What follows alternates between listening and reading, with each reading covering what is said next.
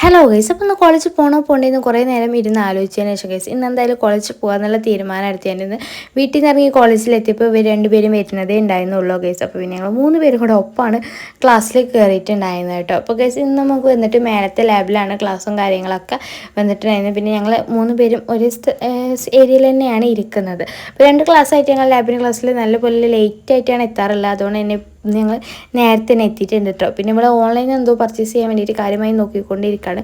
പിന്നെ സാറൊക്കെ എത്തിയതിന് ശേഷം നമുക്ക് ക്ലാസ്സും കാര്യങ്ങളൊക്കെ സ്റ്റാർട്ട് ചെയ്തിട്ടുണ്ടായിരുന്നു ഗൈസ്. പിന്നെ അതിൻ്റെ ഇടയ്ക്ക് നമുക്ക് അടുത്ത ശനി ക്ലാസ് വരുന്നുണ്ട് എന്നും അതുപോലെ തന്നെ ഇന്ന് എക്സാമിൻ്റെ റിസൾട്ട് പബ്ലിഷ് ചെയ്യുന്നുള്ള കാര്യം എന്നൊക്കെ പറഞ്ഞിട്ടുണ്ടായിരുന്നു ഗൈസ്. അപ്പോൾ താഴത്തെ ബോർഡിൽ പബ്ലിഷ് ചെയ്തിട്ടുണ്ടെന്ന് അറിഞ്ഞപ്പോൾ ഗൈസ് ഞങ്ങളെല്ലാവരും കൂടെ റിസൾട്ടും കാര്യങ്ങളൊക്കെ നോക്കാൻ വേണ്ടിയിട്ട് താഴേക്ക് ഇറങ്ങി ചെന്നിട്ടുണ്ടായിരുന്നു ഗൈസ്. അപ്പോൾ അവിടെ ഭയങ്കര തിരക്കാട്ടോ. പിന്നെ ഞങ്ങൾക്ക് തിരക്കാനുള്ളൊരു ഇതില്ലാത്തതുകൊണ്ട് തന്നെ ഞങ്ങൾ എന്ത് ചെയ്തു, അതിൻ്റെ ഇടയ്ക്ക് പോയി ഞങ്ങൾ ഒരു ഫോട്ടോ എടുത്തിട്ട് ഒരാൾ പോയിട്ട് എടുത്ത് വന്നു.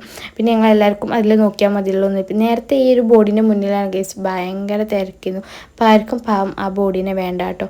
പിന്നെ ഞങ്ങൾ നേരത്തെ നോക്കിയിട്ടുണ്ടായിരുന്നില്ല, ഫോട്ടോ എടുത്ത് വെച്ചിട്ടുണ്ടായിരുന്നുള്ളൂ. പിന്നെ അത് അവർ നോക്കിക്കൊണ്ടിരിക്കുക കേട്ടോ.